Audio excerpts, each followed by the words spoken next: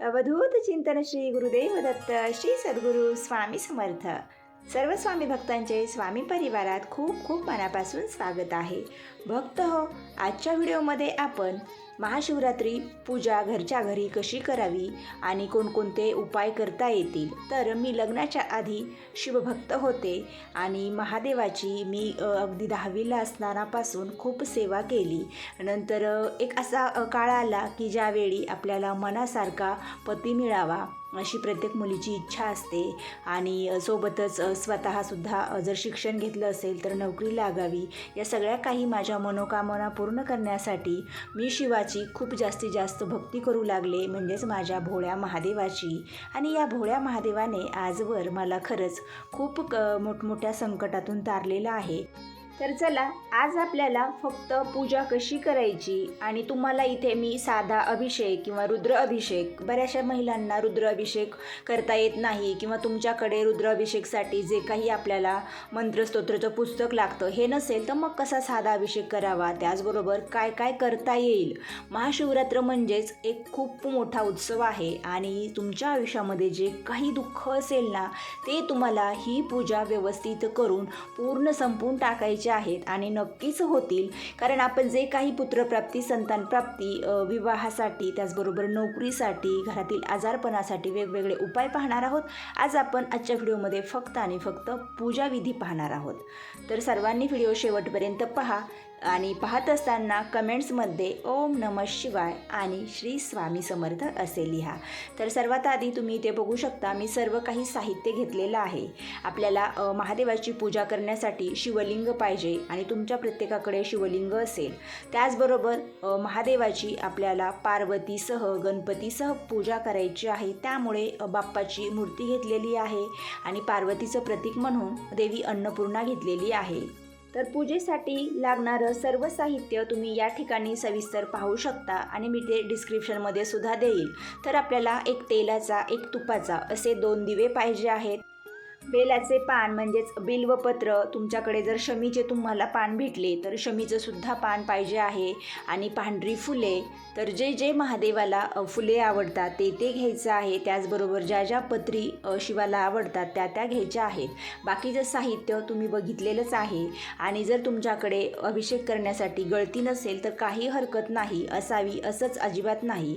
तुम्ही फक्त चमच्याने जरी पाणी घातलं तरी चालेल. तर सर्वात आधी मी एक चौरंग स्वच्छ पुसून घेतलेला आहे. चौरंगाखालील जागा स्वच्छ गोमूत्राने पुसून त्यावरती आधी स्वस्तिक काढलं आणि त्यावरती चौरंग ठेवला. यावरती मी एक पांढरं वस्त्र घालून घेतलेलं आहे. तुमच्याकडे पांढरं वस्त्र नसेल तर आपल्याकडे घरामध्ये ब्लाऊज पीस वगैरे असतात तसा टाकून घेतला तरी चालेल. साईडने सुद्धा थोडीशी रांगोळी काढलेली आहे आणि समोरून रांगोळी पूजा वगैरे झाल्यानंतर काढून घ्यायची आहे.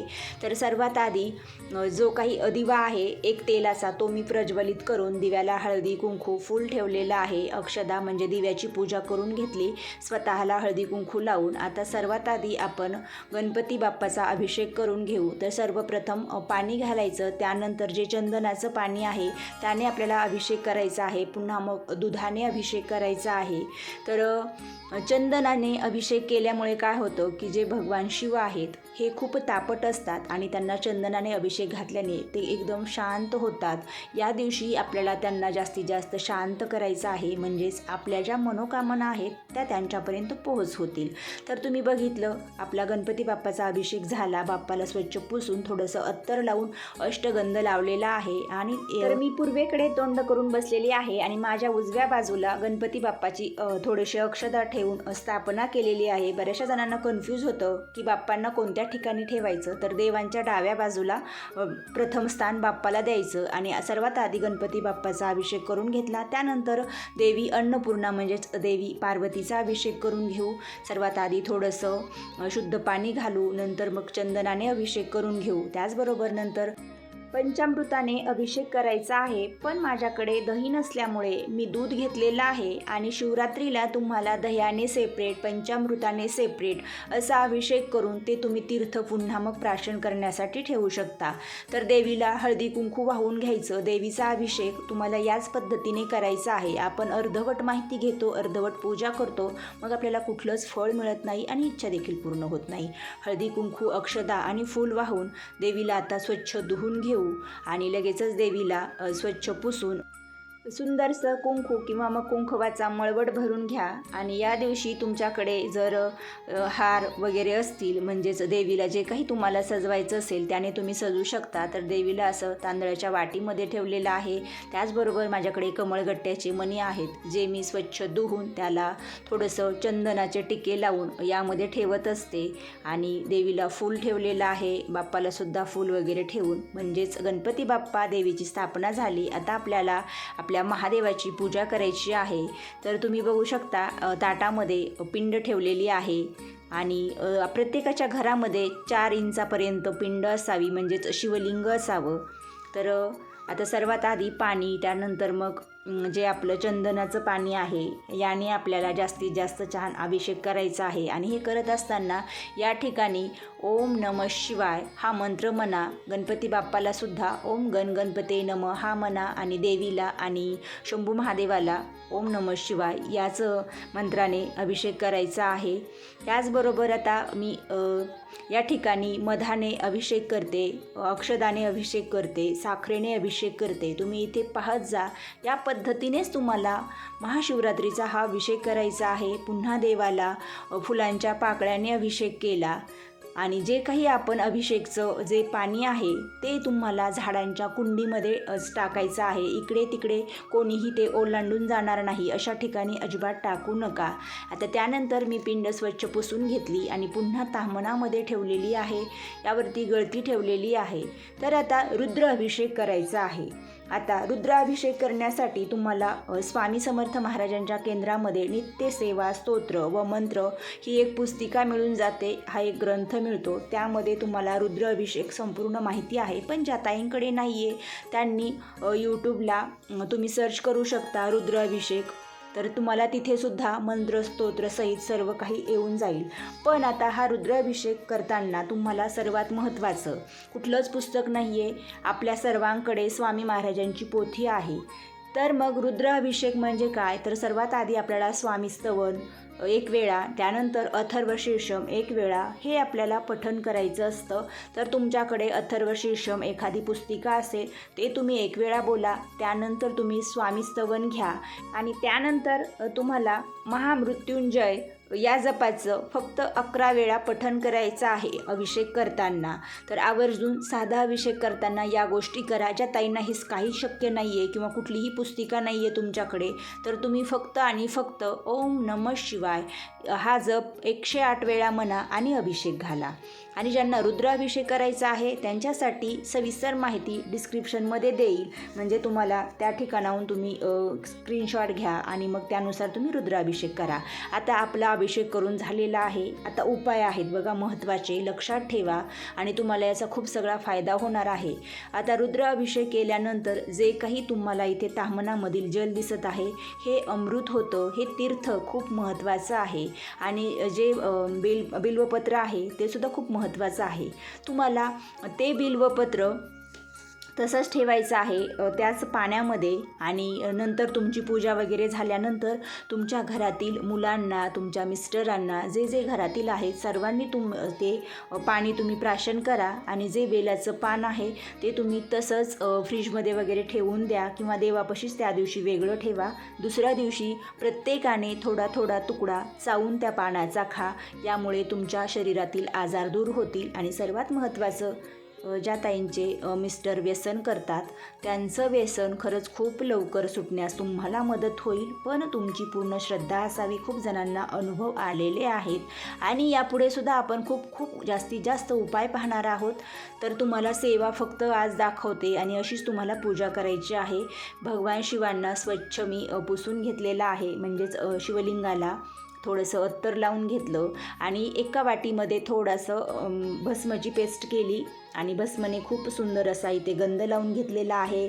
एक साईडने चंदनाचा ओम काढून घेतलेला आहे. आणि आता तुम्हाला एक सांगते, आपल्याकडून खूप चुका होतात आपण हळदी कुंकू कुठेही लावतो, फक्त तुम्हाला महाशिवरात्रीला शिवलिंगावरती हळदी कुंकू लावता येतं किंवा वाहायला जमतं. तो तुम्ही बघू शकता. हे पिंडीचं तोंड मी उत्तरेकडे केलेलं आहे आणि माझ्या हातामध्ये तर तुम्ही ते बघू शकता. मी तुम्हाला ज्या ठिकाणी दाखवते तर ते ठिकाण आहे पार्वतीचं, जिथे जलाधारी असते त्या ठिकाणी जे 2 बाजू असतात, म्हणजेच पूर्वेकडील जी बाजू असते ते ठिकाण असतं गणपतीचं. पश्चिमेकडील बाजू असते, जो कोपरा आहे तो असतो कार्तिकेयचा आणि जलाधारीच्या तिथेच आपल्या देवी पार्वतींचं स्थान असतं. फक्त तिथे छोटंसं मी हळदी कुंकू लावून घेतलेलं आहे, तुम्ही पाहिलंसुद्धा असेल. त्यानंतर मग जे शिवलिंग आहे ते स्थापन करताना सुद्धा बऱ्याच आपल्याकडून चुका होतात. आपण साधं आणि सोपं एखादं चौरंग पाटावरती ठेवतो, तर तुम्ही आवर्जून इथे एक उपाय करा. सर्वप्रथम एक तुम्हाला बिल्वपत्र स्वच्छ धुवून घ्यायचं आहे आणि ते मी ताम्हणामध्ये ठेवलेलं आहे. थोडंसं सजवलेलं आहे ताम्हण, ते तुम्ही नाही केलं तरी चालेल. आणि त्यावरती छोटासा चौरंग ठेवलेला आहे. तुमच्याकडे नसेल तर तुम्ही साधं शिवलिंग फक्त आणि फक्त त्या बिल्वपत्रावरती ठेवा. त्यानंतर तुम्हाला सर्वात आधी बिल्वपत्र वाहून घ्यायचे आहेत. 108 वाहा, 11 वाहा किंवा जर नसतील तर 3 किंवा 1 तुम्ही वाहा. त्याचबरोबर तुम्हाला शमीचे पानंसुद्धा व्हायचे आहेत, पांढरं फूल व्हायचं आहे. जे जे शिव महादेवाला आवडतात त्या वस्तू या दिवशी तुम्हाला अर्पण करायच्या आहेत. आणि तुम्हाला एक उपाय करायचा आहे. तुमच्या मागे जे काही दुःख संकट आहे, तुम्ही खूप पीडित आहात, तर तुम्ही तुमची इच्छा 108 तांदळांवरती सांगायची आहे. आणि जे 108 तांदूळ आहेत ते अखंड घ्यायचे. ते थोडेसे तुम्हाला ओले करून घ्यायचे आहेत आणि मग तुम्हाला त्यावरती थोडासा भस्म टाकायचा आहे आणि 1 तांदूळ हातामध्ये घ्यायचा. ओम नमः शिवाय हे म्हणून तुम्हाला 1 तांदूळ अर्पण करायचा. या पद्धतीने तुम्हाला 108 वेळा ओम नमः शिवाय या मंत्राचा जप करत करत 1 तांदूळ अर्पण करायचा आहे. म्हणजे 1 तांदूळ एकदा मंत्र, अशा पद्धतीने. नाहीतर 1-2 घ्याल एकदाच म्हणाल, असं करू नका. इथे मी जे सांगते ना उपाय, हे खूप प्रभावी आहेत. मी स्वतः ह्या सेवा लग्नाच्या आधीपासून करत आलेली आहे आणि या 1-2 वर्षामध्ये खूप सगळ्या ताईंना या सेवा सांगितल्या, तर त्यांना खूप सुंदर अनुभव आले. आणि एक मागच्या वर्षी मी शिवरात्रीला अशी पूजा केली होती, स्वतः उपाय केले होते आणि माझी खूप महत्त्वाची इच्छा बोलले.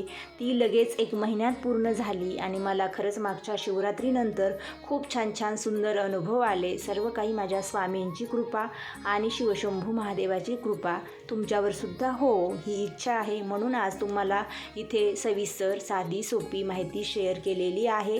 रुद्राभिषेक करण्याआधीच मी तुपाचा दिवा प्रज्वलित करून घेतला होता. जर तुमच्याकडे शुद्ध तूप नसेल तर मग तुम्ही जे कुठलं तूप वापरता आपण घरामध्ये त्याचा दिवा लावून घेतला तरी चालेल. त्यानंतर देवाला दूध आणि साखरेचा पाणी ठेवून नैवेद्य दाखवून घेतलेला आहे. या दिवशी तुम्ही खजूर किंवा मग शेंगदाण्याचे लाडू याचा जरी नैवेद्य दाखवला तरीसुद्धा चालेल, किंवा जे तुम्ही फराळा खाणार आहात तर ते नक्की तुम्ही या नैवेद्यामध्ये दाखवू शकता. त्याचबरोबर ओम नमः शिवाय जास्तीत जास्त मंत्राचं पठण करा आणि शंभू महादेवाला आवर्जून या दिवशी 1 रुद्राक्ष किंवा मग रुद्राक्षाची माळ अर्पण करा. तर महाशिवरात्रीला तुम्ही देखील याच पद्धतीने पूजा करा. या ठिकाणी तुम्हाला जास्तीत जास्त महत्त्वाचे उपाय आणि साधी सोपी सर्वांना करता येईल अशी पूजा दाखवलेली आहे. तुमच्या घरामध्ये पूजा अगदी कुमारिका आणि सुवासिनी स्त्रिया, त्याचबरोबर ज्या विधवा स्त्रिया आहेत त्यासुद्धा करू शकतात. शंभू महादेवाची शिवरात्रीची पूजा किंवा दररोजची पूजासुद्धा कोणीही करू शकतात. तर आवर्जून या दिवशी तुम्हाला इच्छापूर्तीसाठी जास्तीत जास्त उपाय करायचे आहेत. ते सर्व आपण आता पुढच्या व्हिडिओमध्ये पाहू. म्हणजेच तुमच्या आयुष्यामध्ये जे दुःख दरिद्रता आहे, तुम्ही खूप पीडित आहात, तुमच्या खूप सगळ्या वेगवेगळ्या कमेंट्स आहेत, त्यानुसार तुम्हाला वेगवेगळे आणि प्रभावी उपाय पाहायला मिळतील. त्यासाठी सर्वांनी यापुढे व्हिडिओसुद्धा पहा. आजची पूजा कशी वाटली आणि माहिती आवडली असेल, व्हिडिओ आवडला असेल तरच व्हिडिओला लाईक करा. हा व्हिडिओ पुढे जास्तीत जास्त शेअर करा. जे नवीन आहेत त्यांनी चॅनलला सबस्क्राईब करा व शेजारील बेल आयकॉन प्रेस करा. म्हणजेच तुम्हाला यापुढील नवनवीन माहिती ऐकायला आणि पाहायला मिळेल. आजची सेवा स्वामी आईचरणी आणि भगवान शिवशंकरांचरणी अर्पण करूया. श्री स्वामी समर्थ. जय जय स्वामी समर्थ.